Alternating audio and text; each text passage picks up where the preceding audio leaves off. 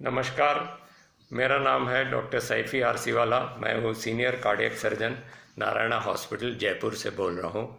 ये वीडियो मैंने आज उन पेशेंट्स के लिए बनाई है जिनका ऑपरेशन मैंने किया हुआ है और ऑपरेशन के डिस्चार्ज के बाद तुरंत ही लॉकडाउन पीरियड लग गया था। वो मेरे पास पोस्ट ऑप फॉलोअप को नहीं आ सके और कोई भी मरीज़ हो जो हमारे हॉस्पिटल में नहीं आ सके, उनके लिए मैं कुछ सुझाव देना चाहूँगा इस वीडियो द्वारा। तो हम पॉइंट बाय पॉइंट बात करते हैं। जैसे कि मरीज़ जब घर जाता है तो सबसे ज़्यादा कंसर्न उसको होता है अपने जख्म का, छाती की जख्म की और पैर के जख्म की। जिनका बाईपास सर्जरी हुआ है उनके पैर पे भी जख्म होती है और छाती पे भी जख्म होती है। तो इनका केयर कैसे करना है और क्या करना है वो मैं आपको बताऊंगा। मेरे ख्याल से अब तक तो सारे मरीज़ों के टाँके निकल चुके होंगे। टाँके निकलने के बाद जख्म पे हल्के से सोजिश ज़रूर आती है। अगर उस जख्म से पानी निकल रहा हो या फिर लालाश हो तो अपने डॉक्टर से आप तुरंत संपर्क करो और उस डॉक्टर की हमारे अस्पताल से बात करा दो। एक बात ये हो गई। जब जख्म पूरी तरीके से ठीक होता है तो उसमें एक हल्की सी सोजिश आती है जो कई बार थोड़ा सा स्ट्रेचिंग या तनाव सी फीलिंग देती है, खिंचाव सी फीलिंग देती है। उससे घबराना नहीं है, वो एक हीलिंग की साइन है। आपको दीवार के साथ रोज टट्टार सीधे खड़े रहना है, कमर से या छाती को झुका के नहीं चलना। आप झुकाएंगे तो वो स्कार उसी तरीके से बनेगा। इसलिए जब वो स्कार बन रहा हो छाती में, यानी वो जो निशान घाव का बन रहा हो, उस समय हमें एकदम छाती कड़क करके दीवार से अपना सर टिका के, पैर को टिका के रोज 10 मिनट खड़े होना है। अपने आप को स्ट्रेट रखना है, सीधा खड़े रखना है, छाती से झुकना नहीं है, क्योंकि थोड़ा सा दर्द ज़रूर होगा लेकिन वो आगे जाके आपको तकलीफ़ नहीं करेगा। दूसरी बात है जख्म के बारे में कि अगर ज़रूरत हो तो उस पर आप बिटाडिन ज़रूर लगा सकते हो सवेरे शाम, जब तक वो पूरी अच्छी तरीके से सूजिश मिट नहीं जाती। और एक चीज़ होती है, जब वो जख्म अच्छी तरीके से हो जाता है तो उसमें एक कड़क सा खिंचाव सा आता है। जब वो आए और आपको लगे, कई बार थोड़ी सी खुजली आती है उस जख्म के आसपास, वो हीलिंग साइन होती है, उसलिए वो खुजली आती है। उसके लिए आपने क्या करना है, उसलिए आप हल्के से तेल से उसकी मालिश कर सकते हो नहाने के पहले। और अगर उस जख्म में दुखाव है तो आप क्रोसिन या पैरासीटामोल की गोली ले सकते हो, या अगर दर्द है उस जगह तो आप गर्म पानी की थैली से सेक भी कर सकते हो दिन में 4 से 5 बार। क्रोसिन की गोली भी आप 2 से 3 बार दिन में ले सकते हो जब कभी भी दर्द हो। तो ये हो गई जख्म के बारे में बात। दूसरी बात आती है कि कुछ चीज़ें मरीज़ को हो सकती है घर जाने के बाद, जो कॉमन सिम्टम्स होते हैं। एक तो है कि सांस फूलना। तो कोई भी हम एक्टिविटी करते हैं उस समय सांस फूलती है, मरीज़ ये कहता है। तो वो नॉर्मल है सांस फूलने का, क्योंकि स्टेमिना कम हो चुका होता है।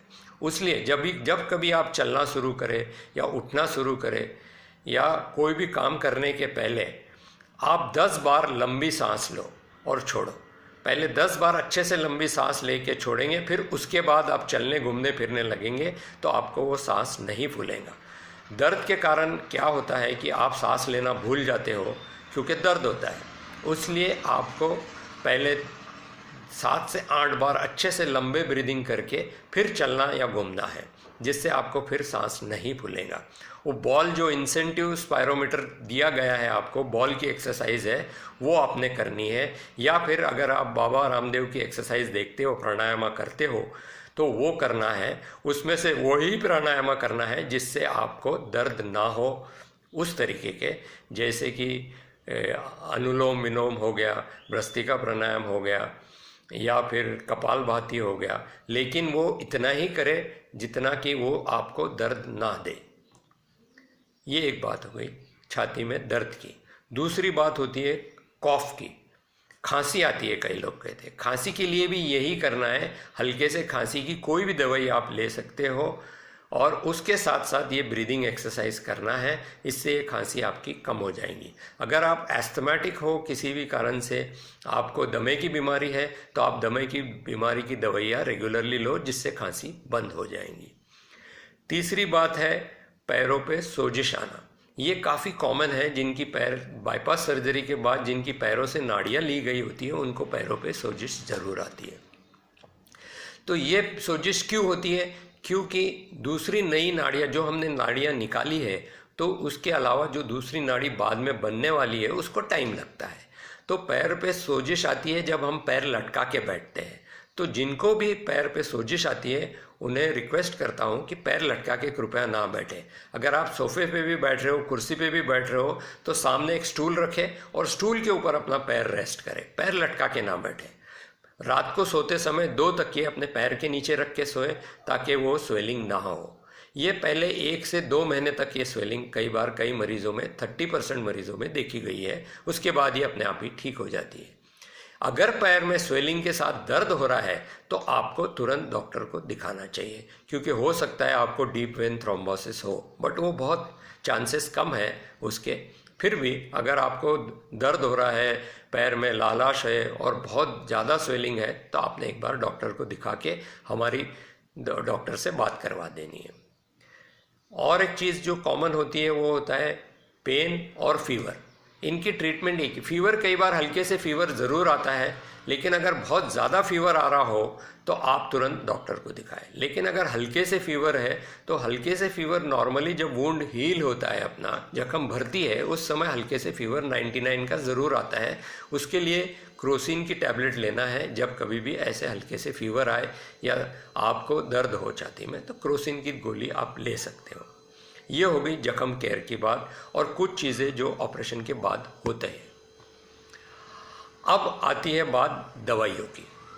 दवाइयाँ जो लिख के दी है आपको, उसमें से सारी दवाइयाँ लगभग बंद हो जाती है, सिर्फ 3 से 4 दवाइयाँ चालू रहती है। वो मेन दवाइयाँ है इकोस्पोरिन, उसके साथ जो क्लोपिडोग्रेल का कॉम्बिनेशन है वो एक है, दूसरी गोली है मेटएक्सेल या कि बीटा ब्लॉकर, जो भी आपको हाई ब्लड प्रेशर के लिए पहले दी गई होंगी वो गोलियां चालू रखनी है। तीसरी टाइप की है वो स्टैटिन्स कहते हैं, अटारोस्टैटिन्स या रोजुओस्टैटिन, जो कुछ भी चल रही है आपको वो चलने देनी चाहिए। अगर इकोस्पोरिन गोल्ड एवी चल रही है तो वो भी चलने देनी चाहिए। सिर्फ एंटीबायोटिक बंद हो जाती है। और अगर आपको रात को नींद नहीं आती तो जो नींद की गोली दी है वो जब ले लिया करो। अगर पेट साफ़ नहीं होता है तो पेट साफ़ करने की जो दवाई दी गई थी आपको डिस्चार्ज के टाइम पे, वो आप ले सकते हो। तो ये हो गई दवाइयों के बारे में। दूसरा है जो आपको पहले डायबिटीज़ की दवाइयाँ चल रही थी, वो आप दवाइयाँ जारी रखें, अपना ब्लड शुगर रेगुलर चेक करते रहें और ब्लड शुगर के हिसाब से अपनी डायबिटीज़ की दवाइयाँ एडजस्ट करें डॉक्टर को पूछने के बाद। उसी तरीके से अगर आपको हाई ब्लड प्रेशर है तो अपना ब्लड प्रेशर घर पे रेगुलरली मेजर कर लिया करें और जो भी दवाइयाँ आपको चल रही थी उसे कृपया करके बंद मत करें, वो चालू रखें ब्लड प्रेशर की दवाई। और अगर आपका ब्लड प्रेशर बहुत ज़्यादा हो जाता है या बहुत कम हो जाता है घर में बैठने की वजह से, तो अपने डॉक्टर से संपर्क कर सकते हो, वो आपको गोली एडजस्ट कर देगा। तो ये हुई दवाई के बारे में। दवाई में और एक पहलू आता है जिनका वाल रिप्लेस किया गया है। जिनका वाल रिप्लेस किया गया है उनको एसीट्रोम अथवा वार्फ नाम की एक टैबलेट चालू की है, जो खून पतला करने की दवाई होती है। अगर वो खून पतला करने की दवाई बंद कर देंगे तो खून के थक्के वाल पे बन जाते हैं और वाल बंद हो सकता है और पेशेंट को बहुत ज़्यादा तकलीफ हो सकती है। इसलिए वो दवाइयाँ कभी भी बंद नहीं करनी है। वार्फ और एसीट्रोम हरदम चालू रखनी है।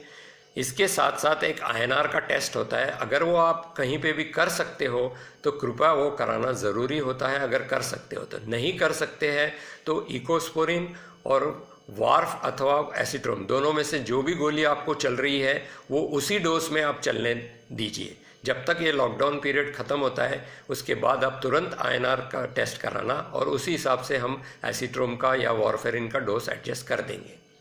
लेकिन कृपया इनको बंद करना, बिल्कुल बंद नहीं करना। हाँ, लेकिन इस दौरान अगर आपका खून ज़्यादा पतला हो जाता है, वो कैसे पता चलेगा कि आपका खून ज़्यादा पतला हो गया?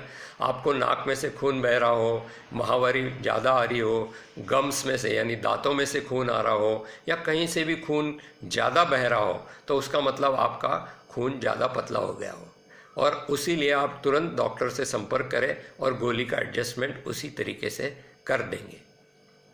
तो ये हो गई उन मरीज़ों का जिनका वाल बदला गया है।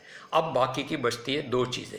एक होता है डाइट। हर कोई पूछता है कि डाइट क्या खाना चाहिए।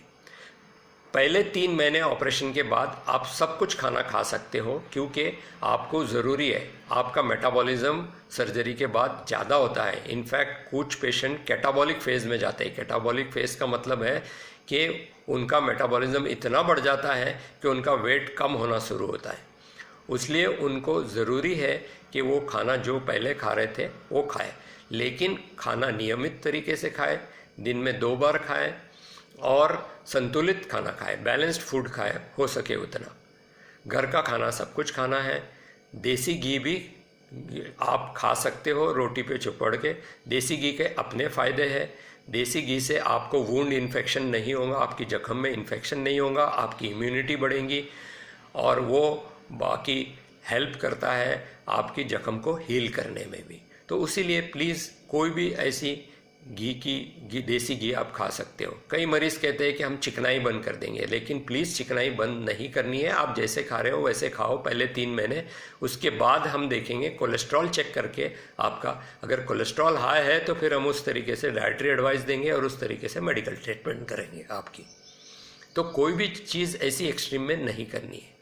हाँ, आप नमक कम खा सकते हो, पर इतना भी कम नहीं करना कि आप वो खाना ही नहीं खा सके। नमक मिर्ची थोड़ी कम आप रख सकते हो।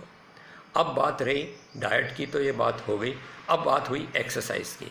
एक्सरसाइज करना भी ज़रूरी है आपको। जैसे कि मैंने कहा शुरुआत में कि वो जख्म में तनाव ना आए, इसलिए आपने रोज़ 10 मिनट दीवार से अपने कंधे, सर और नीचे के पैर, ये ऐसा स्ट्रेट वे सीधे तरीके से आपको दीवार के साथ खड़े रहना है, जिससे आपका शरीर बिल्कुल सही रहेगा। तो ये हो, और जो भी हल्की फुल्की मैंने अपने एप्लीकेशन पे, मेरे ऐप पे बताया है, हल्की एक्सरसाइज, चलना, घूमना फिरना, बाबा रामदेव के प्राणायाम करना, या हाथ के सारे जोड़ है, जितने भी शोल्डर है, एल्बो जॉइंट है, रिस्ट जॉइंट है, कोई भी जितने भी जॉइंट हमारे शरीर में है वो सबको हिलाना है। वो सबसे अच्छी एक्सरसाइज वही होती है, चाहे आप कैसे भी हिलाओ उसको, लेकिन सारे जॉइंट्स की मूवमेंट करना ज़रूरी है। चाहे नेक का हो, चाहे हाथ का हो, घुटनों का हो, एंकल का हो, जैसे भी आप कन्वीनियंटली उनको हिला सकते हो वो सारे जॉइंट्स आपको हिलाना है। वही एक्सरसाइज सही है, ताकि स्टिफनेस जॉइंट्स में ना हो आपको। इसी के साथ मैं आज का वीडियो मेरा समाप्त करता हूं, और आप ये टिप्स बड़े ध्यान से सुनिए और बड़े ध्यान से ये फॉलो करिए। घबराने की कोई ज़रूरत नहीं है। अगर आपको कोई भी प्रॉब्लम हो तो अपने लोकल डॉक्टर के पास आप जा सकते हो और उस लोकल डॉक्टर से मेरी बात करवा सकते हो। मैं उनको टेलीफोन से कुछ प्रश्न उनको पूछ के आपकी मेडिसिन उनको मैं समझा सकता हूँ। धन्यवाद। नमस्ते।